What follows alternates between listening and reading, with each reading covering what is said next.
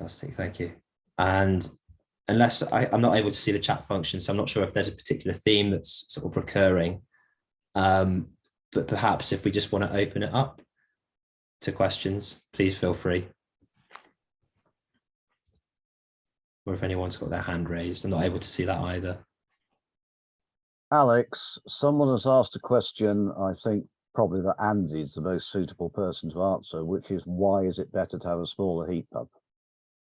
Yeah, go for it, Andy. You're muted, Andy. One sec.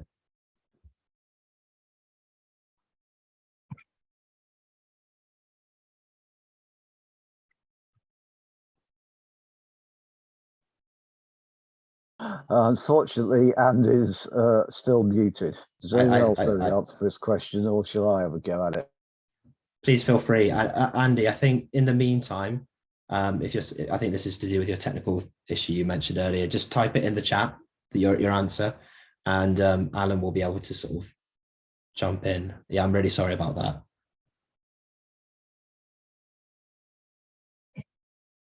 I'm happy to give a sort of a general answer on this before, if anyone else would like to jump in as well. But yeah, the smaller the heat pump, firstly, it's cheaper to buy a smaller heat pump, and they use less energy. So it's going to be costing you less to run and using less energy. So the more you insulate, the smaller the heat pump. But yeah, if anyone else would also like to jump in on their experiences of at what point they had theirs fitted and that process, perhaps. Do you mind if I jump in on heat pump side of things? So professionally specify heat pumps all the time, ranging from somewhere in the region of 3 kilowatts to about 450 kilowatts is the largest heat pump I've specified. When it comes down to heat pump sizing, there's a whole lot that goes into it. The most important aspect really is to understand the building that it's going in terms of mainly two principles. One is the amount of energy that building requires, and if possible in the granularity of a room by room basis, but that requires dynamic simulation models to really get your head around.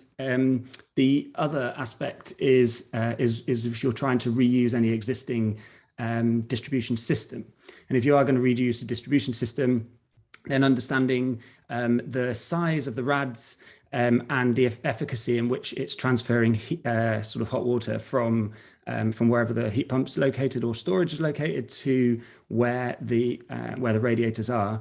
And with regards to the radiators, sizing them is really, really important because, of course, if you flow from a boiler at 75 and return at 65, that 10-degree dropout gives you an amount of energy that you're going to be distributing into the building, but at 75 to 65, the delta T versus the room, the difference in temperature versus a room in which it's coming out is very, very high, which means it gives that energy out very, very quickly. So smaller or less efficient radiators still give out a whole lot of energy.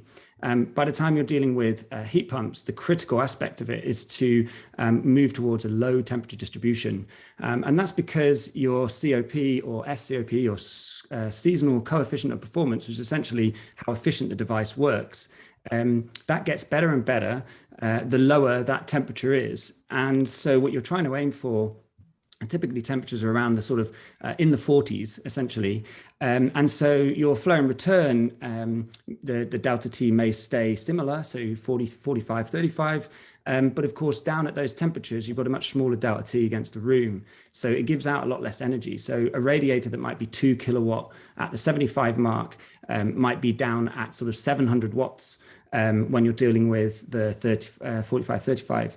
And so in those circumstances, you really need to understand what the demand is for the room. So this idea of oversizing, undersizing, big heat pumps, small heat pumps, I'd say it's a bit more specific than that. You really want to size correctly and accurately for the rooms, because if you have a heat pump that is too small, there's a lot of efficiencies associated with smaller heat pumps, because heat pumps don't modulate very well, which means when you've got a lower demand, they're still kicking out a lot. And that's typically solved by having a storage facility for hot water, so that you can have it switch on, create the hot water that you need, and then switch off.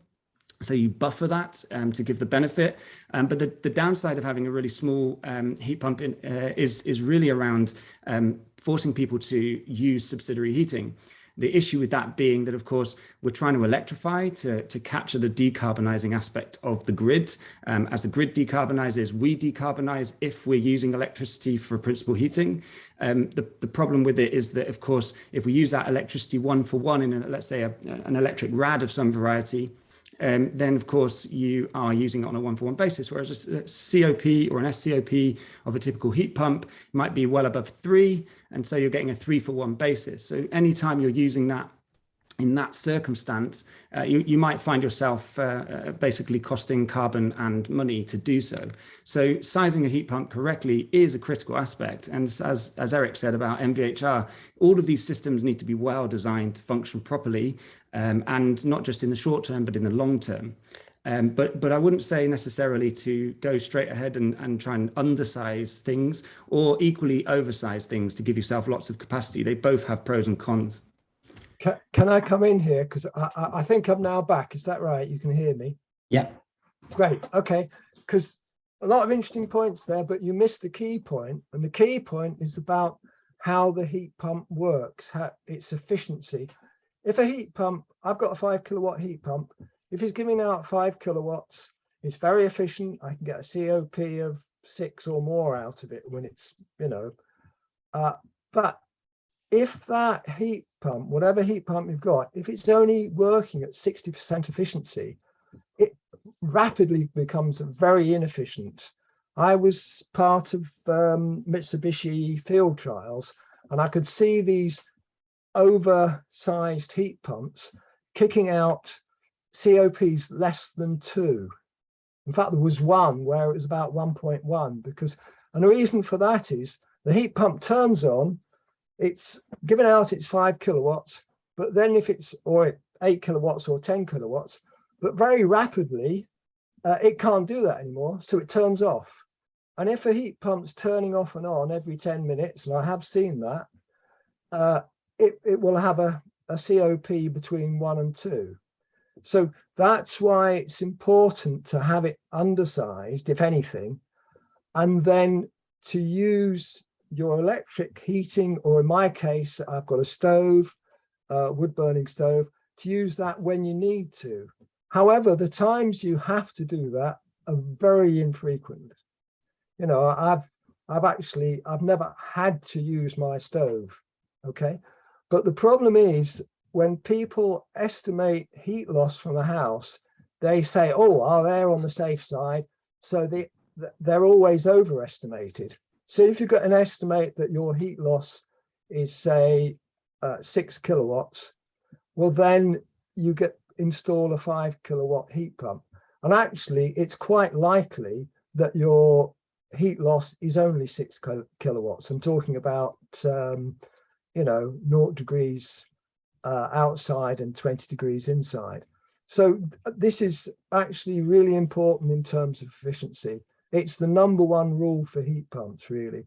Now, if people look on the BRE website, they will see the science behind it, and they will see the experiments that the BRE has carried out.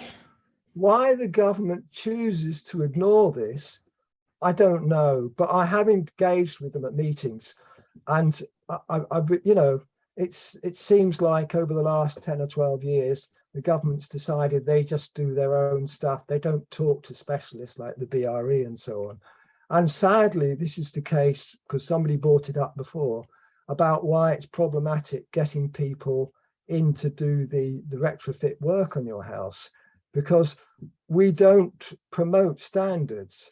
You go into a German energy day, which they had just about every weekend in big towns in Germany. You go, the first thing you see when you get to where the energy day is a big caravan. And they've got all the advice there, which is good advice about heat pumps, insulation, whatever. And so it's common knowledge. Because it's common knowledge, the contractors there are used to doing it. And they know how to build, low energy houses. And it's no coincidence that Passive House originally came from Germany. So these are issues. We need a new government, you know, that is a proper green government. Or we all need to move to Scotland, where Nicola Sturgeon's doing it properly. Andy, can I just come in on what point you made earlier as well, which I should have picked up on, was you mentioned that you were planning on putting some more insulation in after you sized the heat pump for your house. So obviously you were tending that down, and that's a really important point. I think for all active technologies, renewable and active technologies, whether you're trying to generate energy or be efficient with the use of energy, just be absolutely aware that the critical flow or philosophy of approach to any given building is that the first thing you should do is you should focus on passive design techniques, which, by the way, are applicable to both refurbishment and new builds. Which is really focused around the use of free energy and the optimization of free energy and minimization of energy loss within design aspects. And then the second, I mean, it's nowhere near as sexy. Everybody calls it fabric first, which sounds much better. Fabric second doesn't quite work, but the second then is to focus on fabric, which is where you're really looking at three things. So you're really thinking about your ventilation, which is the critical technology for kind of unlocking your hands to make changes to your building without potentially devastating effects. And the other key element then, once that ventilation is that you can then upgrade your thermal envelope. And that's a critical point, is that before you start any part of doing refurbishment in your house, you should have yourself a full retrofit plan. As part of that, you should have a nice drawing which shows where your insulated envelope is and is not, and make sure that it's as continuous as possible, which harks back to what Eric was saying about upgrading, missing off the kitchen floor or whatever it was. So once you've got that red line in, and you can then enhance that red line through the introduction of air tightness technologies and through insulation. And those two elements are really important to work side by side. Don't forget one or the other of them. Convection losses are really principally stopped by membranes and other air tightness technologies, and conduction losses by insulation, and not a great deal of benefit one way or the other against the opposite, in the sense that insulation doesn't stop air movement particularly well, nor does membrane stop conductive losses, i.e. warm air warming your wall and your wall warming outside. So principally you should be focusing on passive design and fabric second, because combined that will absolutely collapse the energy demand in the house. And once you've done that, I mean, if you take it at passive levels, you're looking at maybe a 90% reduction. And so the scale of your heat pump, or even having a heat pump at all, is really not that fantastically important when you get to those sorts of levels. Yeah, I agree with that. One thing I would say is, before you do a retrofit, get an energy survey, get a plan made out, much as you've just been describing. We've got a few hands up, so I'm just going to go over to James. You had a question. Sure. Yeah, I have a few questions. I was wondering what was the biggest barrier in your retrofit journey?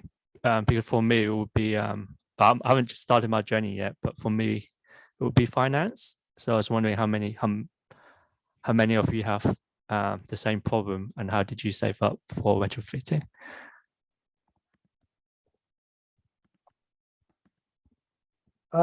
Can I just quickly put in that I did mine on a slow build basis. I did it over 40 years or more, actually 45 years now. But so, and it works quite well if you plan it room by room, because some people find it very difficult to retrofit the whole house and move out. There's some things you want. This is why you need a plan, though. You need a plan for what you're going to do. Then you can do it room by room, because you know how what you're going to do in that room is going to fit in with the next room. Passive House Principles, they have a step-by-step guide to retrofit, which is essentially much the same, maybe not over 45 years, but you might want to split 2 or 3 year phases worth of work as you save up the next tranche of money to do the next level. The critical point now is that you design to the end point upfront, Yeah. and that any works that you do are not therefore redundant and being ripped out by your next phase of works or the next owner of the building, and that you're focused critically on a level of decarbonisation which is going to be really over the 80% level in terms of the actual initial plan or the initial design up front. And then the great thing about the PHPP software and the planning that comes with that is it gives you the ability to split it down. And not only are you splitting it down in terms of the phases of work, but you can specifically see what kind of benefits you'd expect to see in terms of temperature profiles, air tightness levels, and you can even build costings into that with expansions such as pH Ribbon, which is a kind of an addition to the passive house planning package, which is the base software for passive houses. And when you're in that position, you're then capable of really understanding specifically what you do in what order and what benefits you expect to derive from each of those and the kinds of costs that you'd be putting in at each of those levels. But do not do work in a piecemeal fashion. Absolutely should be to a retrofit plan that you've designed from the beginning. To try and answer James's question, also hark back to other things. My wife and I were extremely lucky in that I'd just retired and therefore taken a pension, therefore had a lump sum, and she'd also just got inheritance, with the result that we could finance it all in one, which I appreciate is a very unusual and lucky situation to be in. I would agree with all the other speakers about you should have some kind of plan, but I'm not a professional in these areas.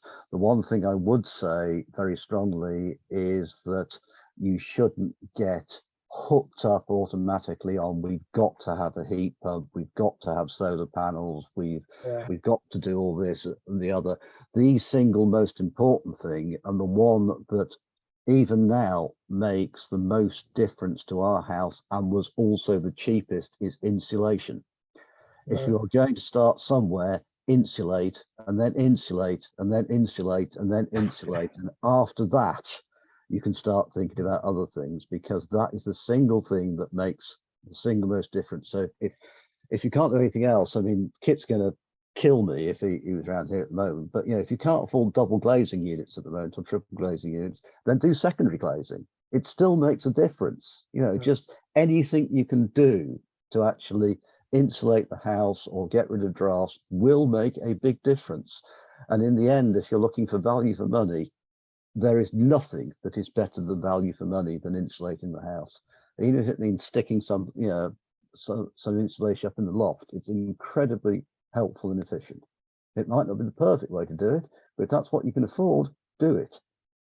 Yeah, I agree, Alan, and I think that, you know, things like insulated curtains work really well. And on the heat pump thing, if you can't get somebody who knows how to install a heat pump, and I think 80% of these installers I've seen really don't understand what they're doing with heat pumps, don't go for it.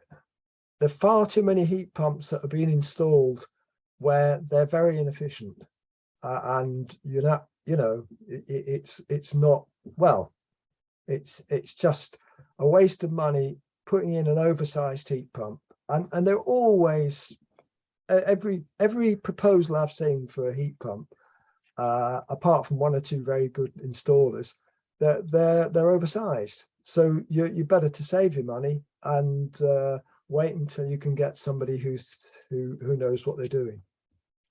Save money, put it into insulation. Can I just extend on the logic of decision making as well from a carbon basis? If the plan for upgrading your building, I mean, obviously there's, let's just start a bit more simply. There are 5 different things that you generally benefit from going down the route of retrofit. The obvious ones, the bills, and is what people focus on in terms of your kind of gas and lecky. But of course, bills overlap with maintenance, and actually in period properties in particular, people are spending as much on an annualized basis, or at least they were before the price rises, on maintenance as they were on electricity and gas combined. So where you can save in terms of improvements to a building that are increasing the durability and maintenance requirements, there's some economic savings there. So the consideration that around those two aspects is known as lifetime economics. And you're looking at the kind of the long-term or the annualized net present value of buildings when you're dealing with that. The next item is comfort, which is actually the biggest driver in the UK for retrofitting. Particularly in period properties. And then you've got health, and that's one of the most unsung elements of retrofit and the benefits of it. 41 pence of every pound spent on the NHS relates to ailments that come from internal air quality issues. So upgrading your building and making sure that you install technologies such as MVHR, I would say would possibly PIP insulation. Even for the first thing that I would be dealing with, mainly because it unties your hands. So if you insulate or airtight or draft proof or whatever you're doing in a building, it is physically possible for you to tip yourself over certain limits in terms of sick building syndromes or internal health issues. Having a whole house ventilation system not only has some advantages in terms of energy saving in any building, whether it's airtight or not, and I've got the scientific studies to show that, but also what it does is it really sets you on this journey of future improvement, and any improvement that you therefore take going forwards will translate into improvements in health and costs and bills, etc. And I think that the final one is obviously carbon. And this is a really important point in terms of carbon, because most people are focused on these kind of operational carbon aspects, the lifetime carbon, whilst you own that building and you operate that building. But of course, carbon is over a lifetime of the building. And technologies such as heat pumps and other active technologies falling in that third category in terms of the philosophy of approach. It's really important to understand that these carry quite large embodied carbon aspects to them. And when you actually look at the benefit, especially with building elements that require a lot of maintenance or even replacement within the lifetime of the building, you get these big spikes in embodied carbon again and again and again, where you replace them or you have to deal with them. And so the actual passive aspects, the fit and forget elements, the by design elements, they are much more effective over the lifetime of the building, especially if you can avoid the kind of petrochemicals, concretes, etc., which are very, very high embodied carbon. And that was, I guess that's the biggest change in my professional output in the last few years, is the fact that I'm calculating everything on a whole life basis now from a carbon perspective. And it really dramatically changes the decisions I make about what I'm specifying and which order I do works in a building. Thanks, Kit. That's amazing. Good for getting us to think about it in the round. Whilst we're on the subject of benefits, I wondered if we could sort of pose a question to the homeowners, which was, throughout this process or at the end of this process, were there any unexpected benefits that you experienced as a result of insulating your home? Yeah, I can certainly think of a couple off the top of my head. One is that it never actually occurred to me, and perhaps it should have done, how much quieter the house is now. Actually having triple glazed windows, for example, makes a huge amount of difference to how much noise is coming in from the outside. And it also appears that even insulating the cavity walls made some difference. That was one thing. The house is actually a lot quieter, and if you want it to be quieter. But of course, we do have this conservatory, so we do have the inside outside thing as well. So if we want to hear the birds in the garden, etc., we can do that.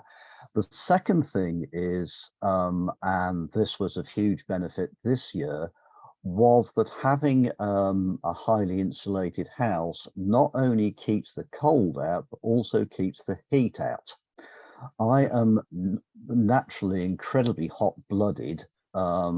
I do not like the heat at all. So this summer was awful for me, but it was copable with in our house. We went continental. We kept all the curtains closed during the day, and I lived on the ground floor, and that was okay. It was bearable.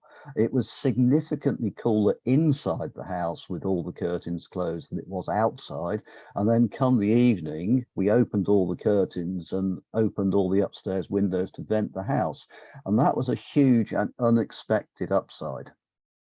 Yeah, I'll agree with that. I mean, my house didn't go above 25 degrees anywhere in the house over this summer, partly because it's a very heavily built stone house, but also because of all the insulation, internal insulation.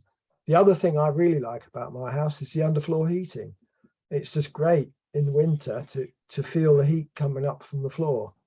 And yeah, it just makes for nice comfort.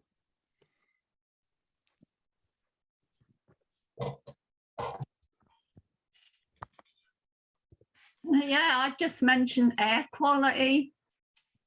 And yeah, it's not as humid, not as damp as it used to be. That's certainly what I noticed, because we used to have gas fires that were pumping out lots of water vapor. Yeah, exactly. And I suppose that relates back to Kit's point about the health benefits of it as well. Yeah, just one more bit on the benefit side of things. One of the things that we actually did when we were renovating and improving stuff was that we actually bought ourselves a second-hand fridge for 15 quid. And basically, as we insulated the house, the fridge was actually warming up the house. So having, because the house is so well insulated, anything throwing out heat like a fridge or freezer will provide just passive heating to the house. So you'll notice that if you're measuring stuff, you will certainly notice that if you've got appliances like that on, or if like 2 or 3 people are working in a room, suddenly the temperature in the room goes up. So that sort of passive gain from just insulating was quite a surprise, given the size of the rooms and all the rest of it. That really was a surprise to us. Thanks. No, thank you. Amazing. I can see Joe has a hand raised. Just wanted to follow up from something that I think it was Eric was talking about before, and I'm not sure I understood it properly. Because what he was talking about was about under the floor. So if you've got, say, soil under the floor, which is damp, and then you've got a wooden floor, he was talking about vapor control and how to manage that. The trouble is, as I wasn't actually following it. So I just wonder if he could recap and explain a bit more about dealing with moisture in that way when you're trying to insulate under a floor. Alex and Harriet. Alex? Sorry. Alex and Harriet, are you okay if I've actually got some photographs to share on that? It might make it clearer. Yeah, absolutely. Possible, yeah. Would you ideally share your screen, or would you be able to put a link in the? No, I'll share a screen if that's okay. Okay, yeah, absolutely. All right, give me a sec. Let me just make you a co-host. You'll have to enable me, I think. Oh yeah, great. So it's just, I'd actually just got that in. Yeah, so just to say, that's who was it, Joe? Yeah. So that was my crawl space before. You can see top left photograph, some water under, you just dug down at the bottom of the crawl space, and we had actually standing water. It's just a high water table here, I believe. A lot of muddy ground and stuff. And on the right, you can see the bricks above the DPC kind of look sort of light color, and the ones below are sort of dark color. So they're damp below and they're dry above. And that's exactly where the joists are going in. So I had very damp conditions. So what we tried to do about over the years, try different things. So insulate the floor, made it airtight. That by no means helped the situation, because before, the air was coming from the crawl space into the house and somehow maybe partly drying the joists. But anyway, a large part of it was just put damp-proof membrane on the ground to reduce the ground evaporation. So that overnight stopped the condensation on the windows, but it wasn't enough to stop the wood moisture. So next I tried what you call a smart vent, and imported that from the US to try to mechanically ventilate the crawl space intelligently. So it would only kick in if the outside air had drying potential. So it would evacuate air from the crawl space. That made diddly squat difference. And then I tanked the walls, and it was tanking the walls right up to just below DPC that made the difference. And here we can see this is the over, I don't know, period of 2014, about 1 year and a bit when I'd put the mechanical ventilation in on the left-hand side there, and when I tanked the crawl space walls, that's when all the moisture of the wood started to drop down. So that was really the solution that had made the difference, if you see what I mean. It wasn't mechanical ventilation, it wasn't the tanking the floor, it was actually tanking the walls as well of that crawl space. But having said that, there's a big but. Still, one or two of the joist ends going into the front wall were still damp, because I think the moisture was tracking around the joist end. And there was also damp around near the chimney breast and the sleeper wall, where air was not circulating properly. So even when you've reduced the moisture source, you can still get problem areas in part of it. So I would never trust myself to insulate somebody else's floor if it was a damp crawl space like that. I don't know if that's answered what you meant. Yes, I suppose it's, so how did you've got lots of data there. How did you actually monitor the moisture in the joists? How did you know what was happening to them? We had these things called hydrotrack sensors. So there's little things you screw into the wood, and they relay via a wireless signal to a hub, which uploads to the internet. So a hydro what? A hydro? Hydrotrack, I think it is called. Little yellow things that you screw into the joists, and it was uploaded to some database called Omnisense, was running that, and Okay. you could track what was going on. So that after you put the insulation in, it wasn't necessarily that you put I'm just checking I've understood what you've said properly, that actually putting the barrier on the floor above the soil isn't what helped. It was the tanking on the side, or it did help. It did help. That's before I had the sensors in place. But I knew it did help, because overnight, because the floor was open, and overnight the condensation stopped appearing on the. I had single glazed windows at that time, and it stopped.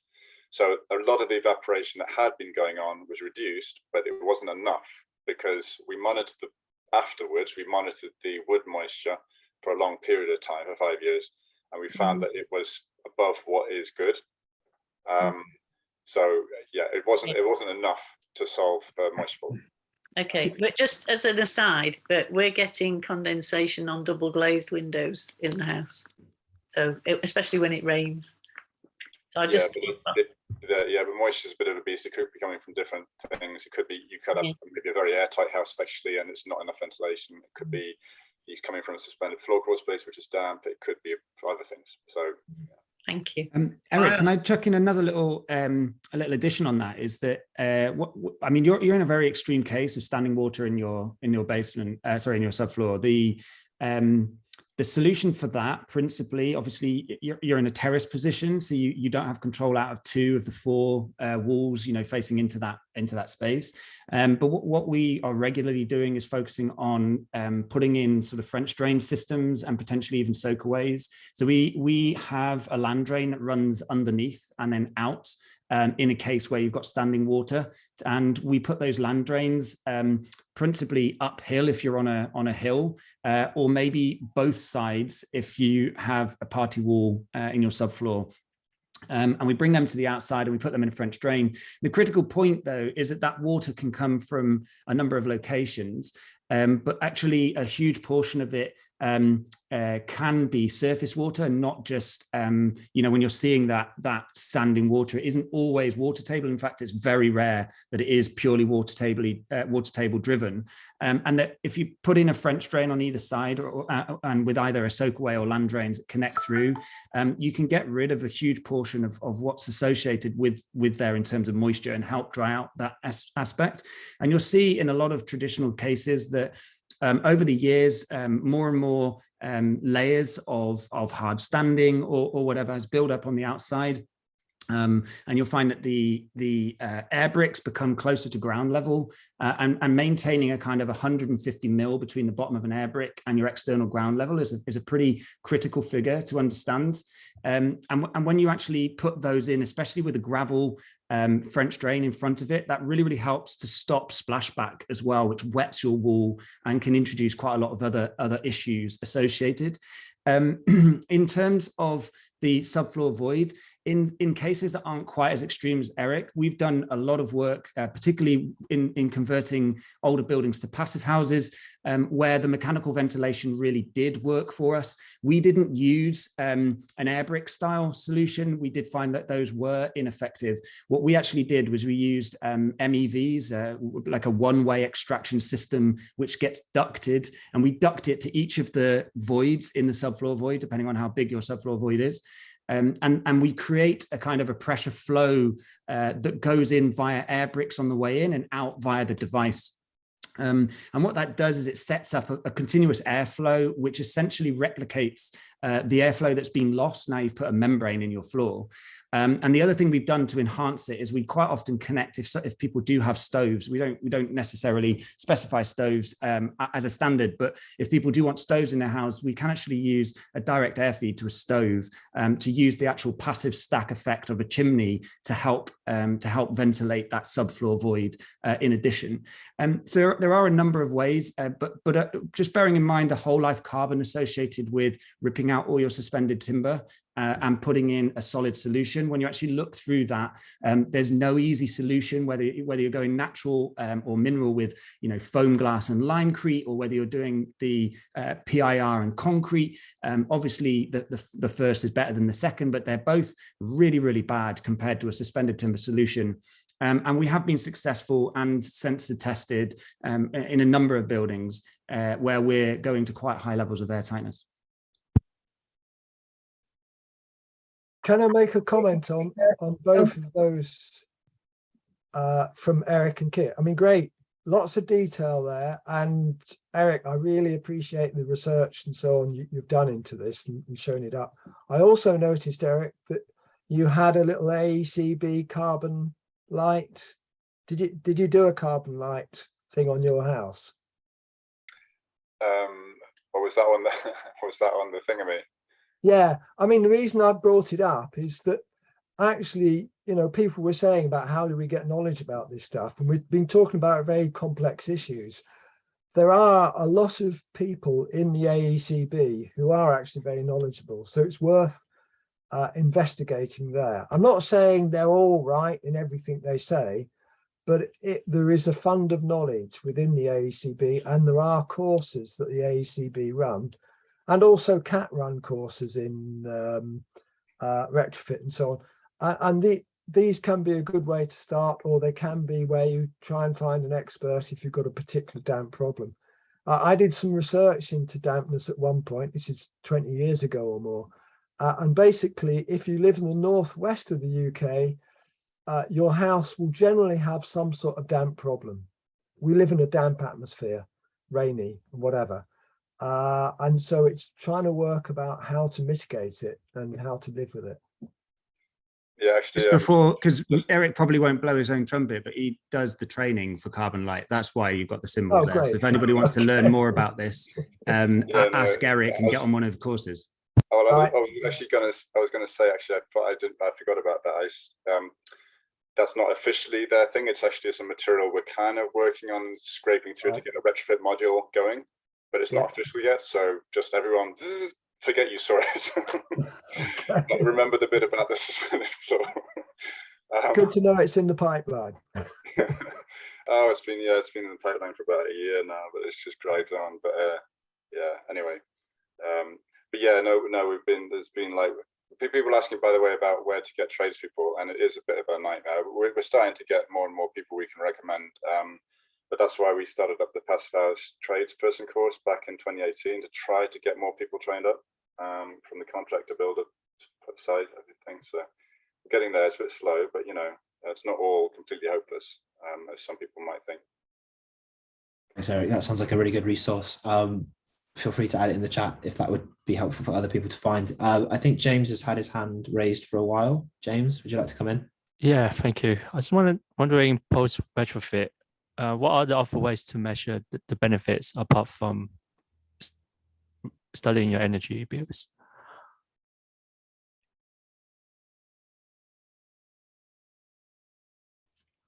Kit, is that one for you potentially? Sorry, I missed that. I didn't understand the question. Could you repeat?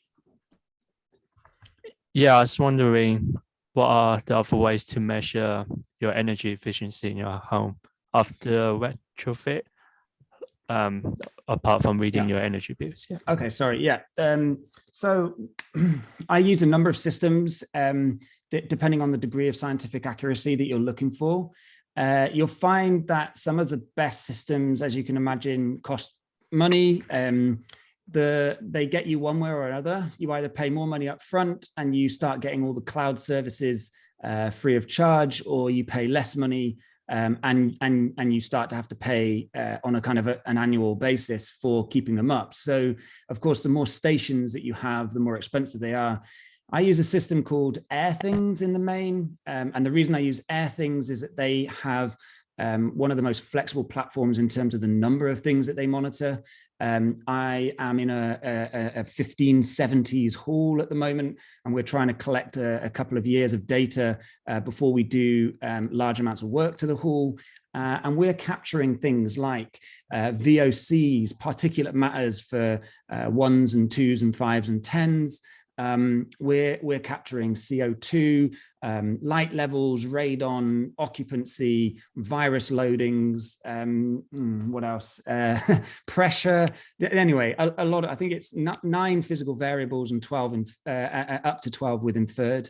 So you can correlate one thing that's being measured to indicate what's going on with other bits and bobs.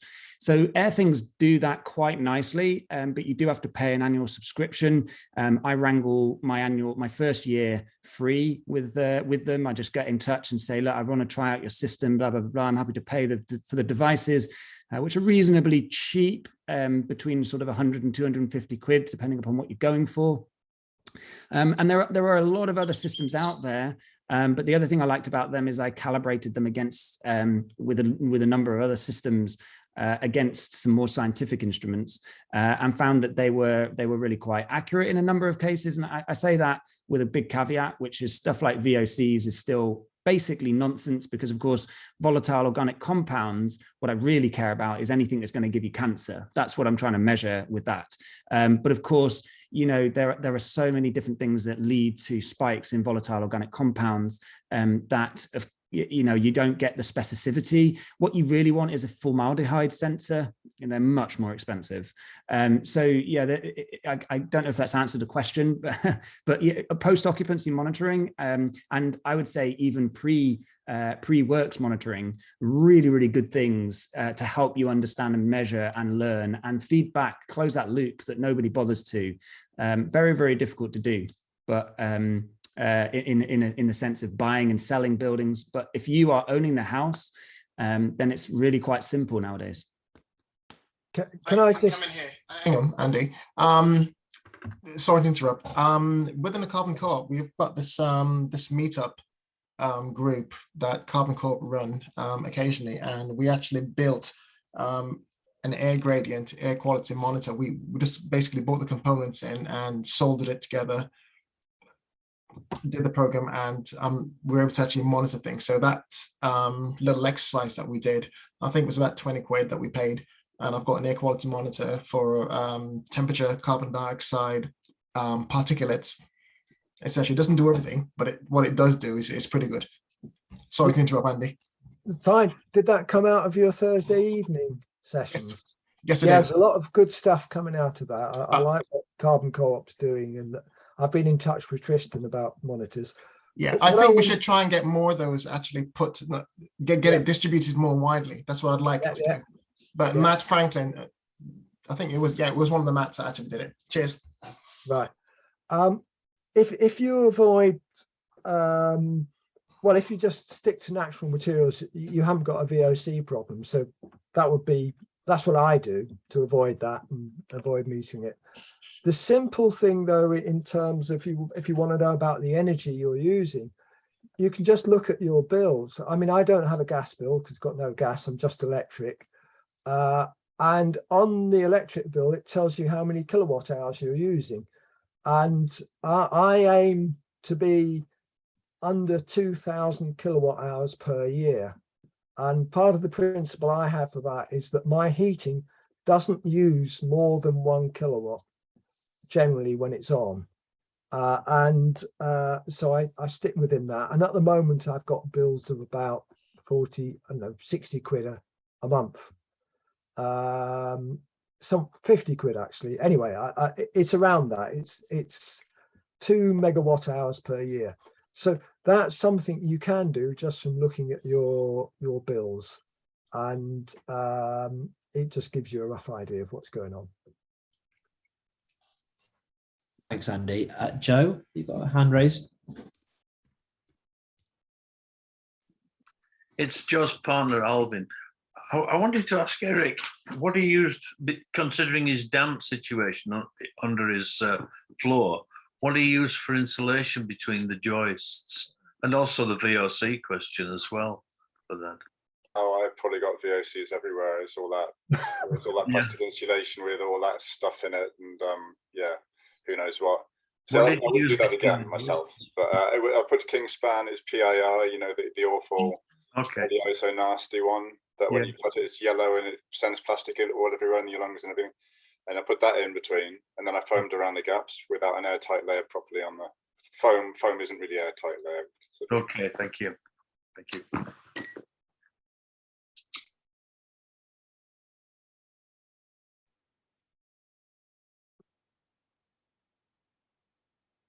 Someone mentioned earlier about having why it's so important getting an energy plan for your home to sort of retrofit it. Would homeowners be able to tell us like who they turn to produce that initial plan or assessment? Well, I use Nick Parsons. I think he's brilliant, really good.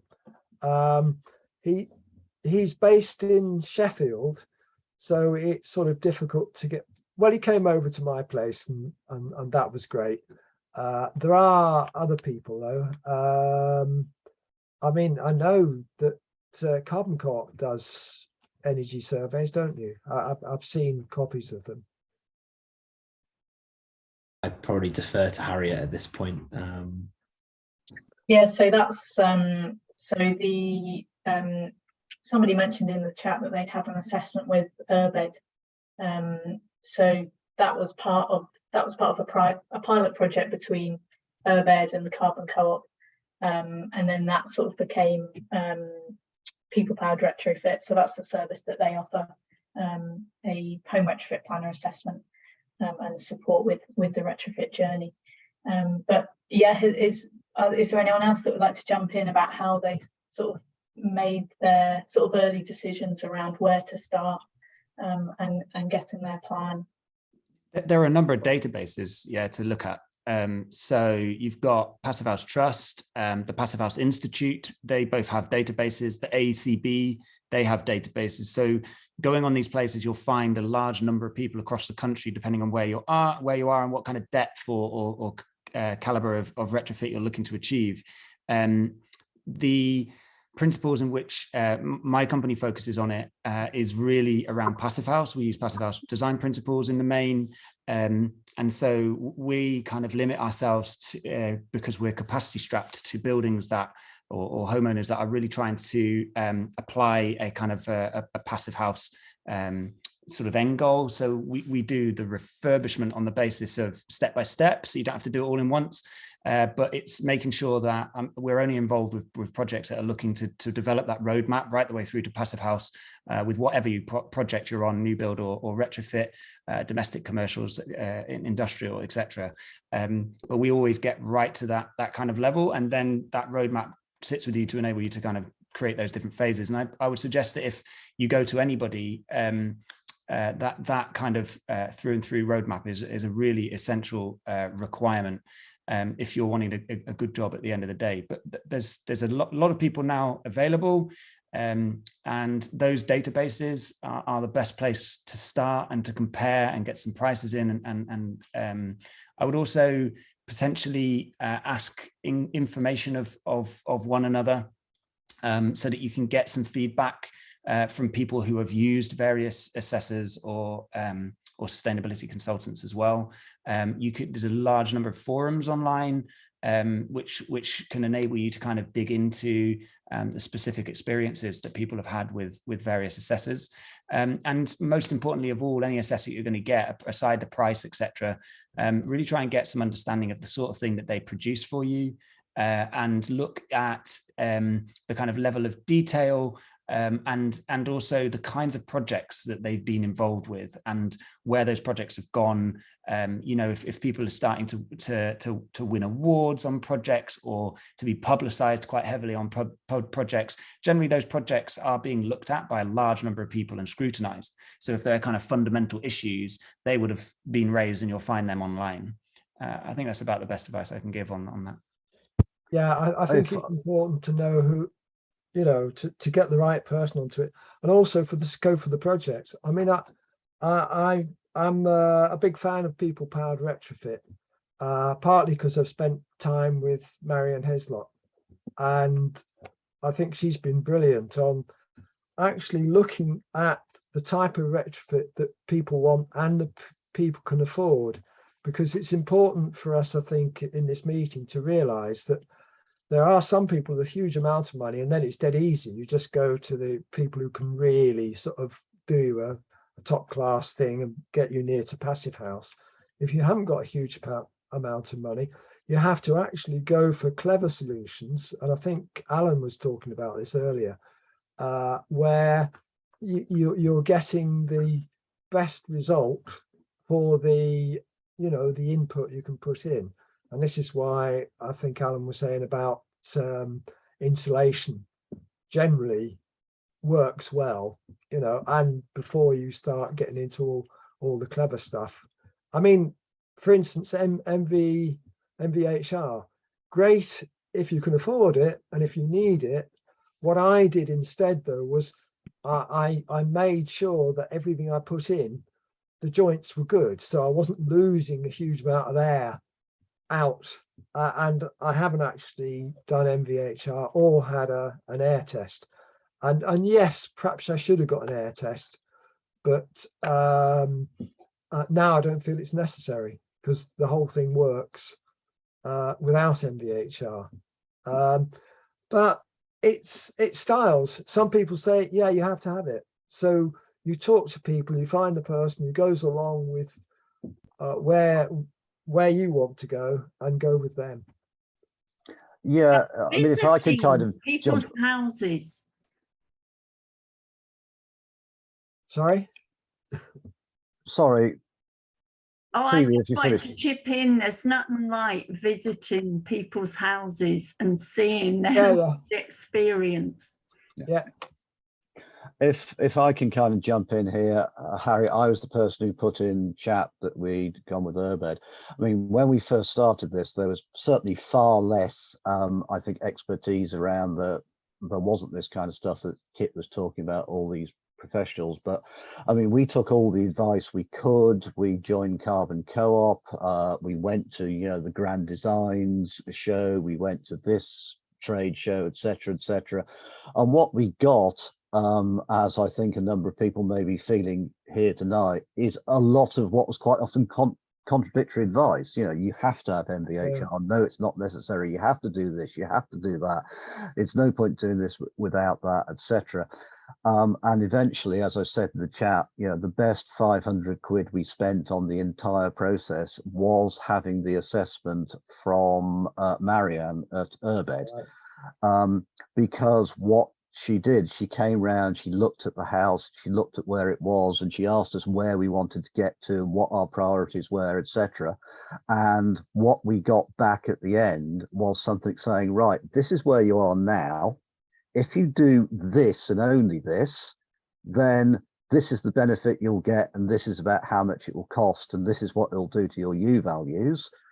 If you do this and this, then this and this happens, it costs a bit more. So we got this whole series of scenarios that said, this is about how much it's going to cost, and this is the kind of benefits you can expect to see, and this is what the amount of hassle will be, and this is what the amount of disruption will be. So we could sit down and we could then make informed, rational decisions about, yeah, we want that and we don't want that.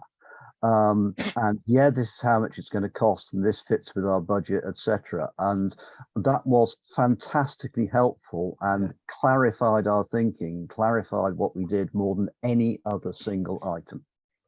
Thanks, Alan. That's really good to hear. Anne, you've had your hand raised for a while. So that's okay. Nice to see you, Harriet, by the way. We've been exchanging emails. I've been stopping and starting for a long time trying to get a retrofit done, because I've just found the whole experience quite scary. And I've now been in contact with the people powered retrofit, and you feel as though they're holding your hand through the process. So they've got various steps that they go through, and I'm only at the kind of first stages of it, but I feel more confident now than I did ever before. And as I can't remember who it was saying, that it's the one of the things that does put you off is in previous times was the contradictory advice you can get, whether it's, you know, talking to people or what you read and things. And it's just, the whole thing was quite confusing. But hopefully we'll make movements this time. Thank you.